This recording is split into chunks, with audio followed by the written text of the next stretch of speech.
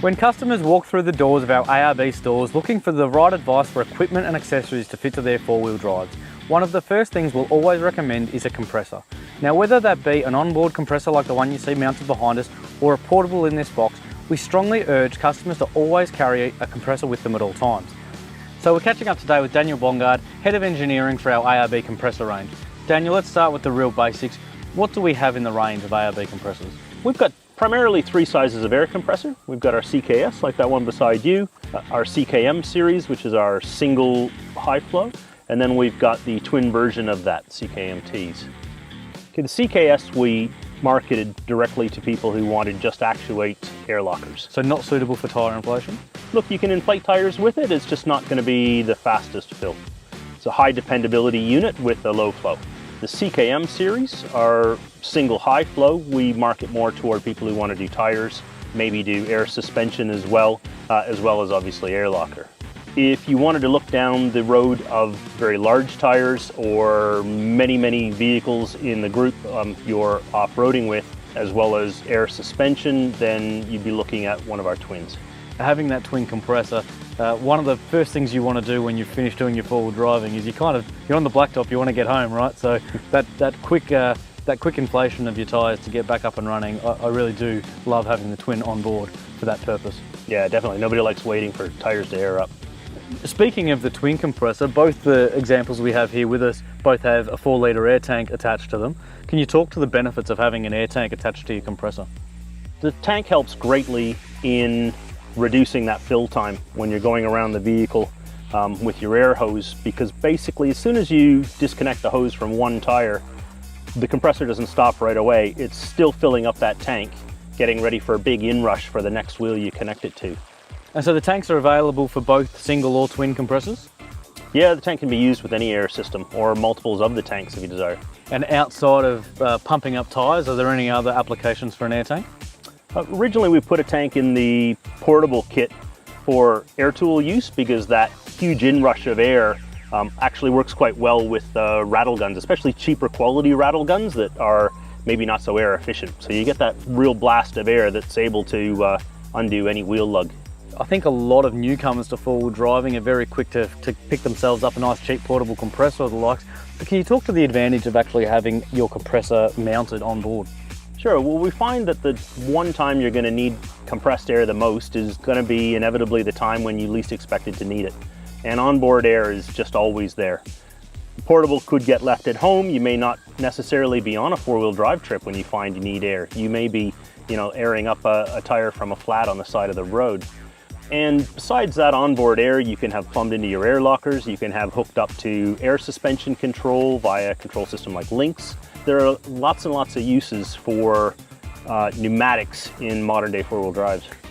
So realistically, on recapping, the twin compressor, largely the major advantage of that is just faster inflation times. There's actually quite a few advantages to the twin. The twin has an inbuilt cooling system in it, so it has a brushless fan blowing down the center of the system, which keeps the entire system cooler, and so we're able to run our twin compressors at 100% duty cycle, whereas a single compressor has a 50% duty cycle. Okay, so for people at home, can you explain what does that mean? Well, duty cycle is effectively how long you can run a device under a given load before you have to shut it down and let it cool down for a little while. So our single compressors at 50% duty cycle, you can run them for a solid half hour before shutting them off for a half hour. And you can keep doing that effectively over and over and over again and never breach the upper limits of the temperature. The twin, because of that inbuilt cooling system, you can just run it and run it and run it. So it doesn't require any cooling period. And I guess that goes back to some of your comments earlier about suitability. A single compressor with a half an hour run time, you're never going to have any trouble pumping up 4 tyres on your vehicle in half an hour. But alternatively, if you were maybe the person carrying a compressor for say 4 or 5 vehicles, you're definitely not going to want to attempt that on a single compressor, and that's where a twin has the capacity to really pump through quite a few vehicles if need be. Yeah, correct. Look, a single can actually be run for much longer than a half an hour, but you're going to get toward the upper limits of the its own temperature cutoff switch.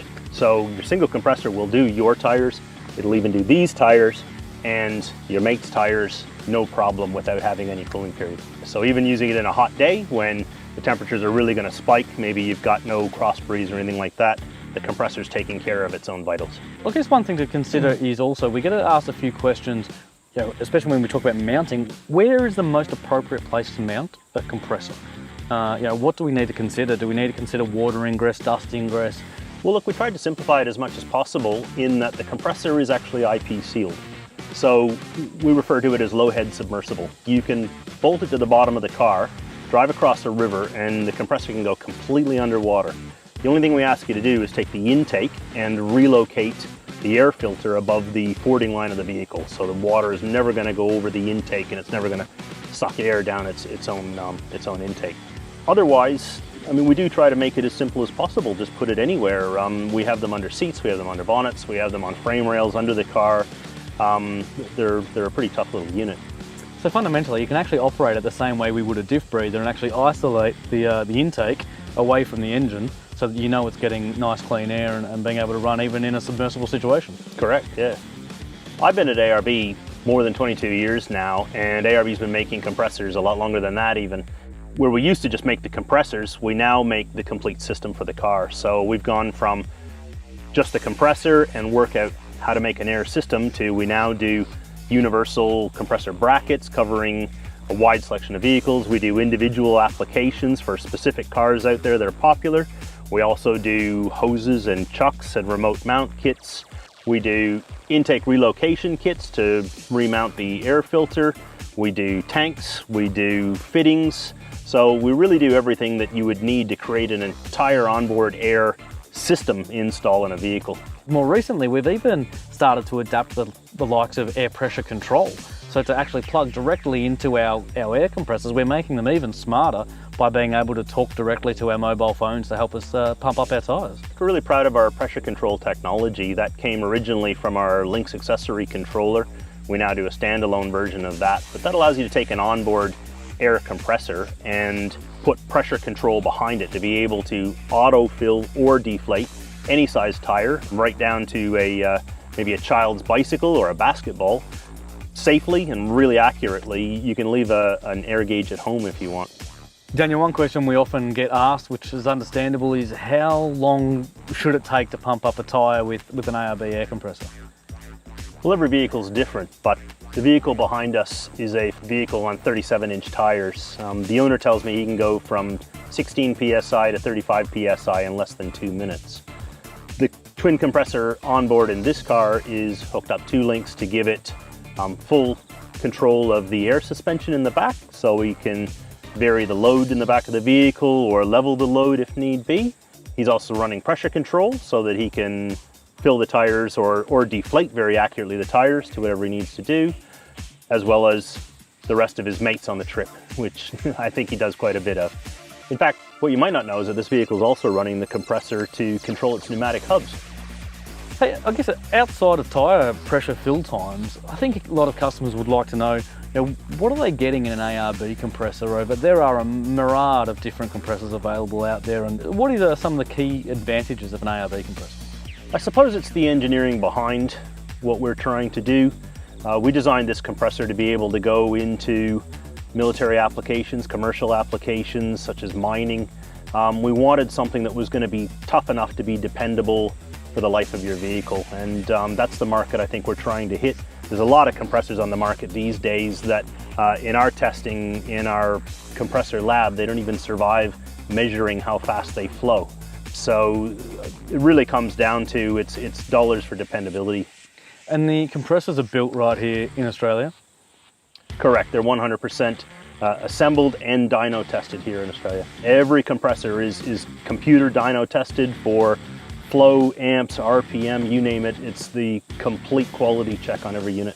And while they carry a 3-year warranty, we have seen so many examples of customers out there in the field that have been running their compressors for well and truly over a decade, and they keep going strong. It has been testament to the ARB brand and the amount of technology and engineering that's gone into these compressors over the years. Well, they're also completely serviceable. So because we build them in Melbourne, we have every single replacement part you could need to completely go through one should you need to. And we've got compressors related to the CKM that have now been out there in the field pumping air for 13 years. And is there, if for customers that are purchasing them, is there any servicing that they should be considering? Our air filters, should we be changing our air filters, or in what situations should we ever be looking at maintenance? Look, the compressors are oilless, so they're effectively maintenance free. The conditions you're running them in, if they're dusty, if you're going to get an air filter packed full of dust to the point where it can't take air in freely, then all we say is clean that air filter. They are washable, fully washable, so they'll last the life of the unit as well.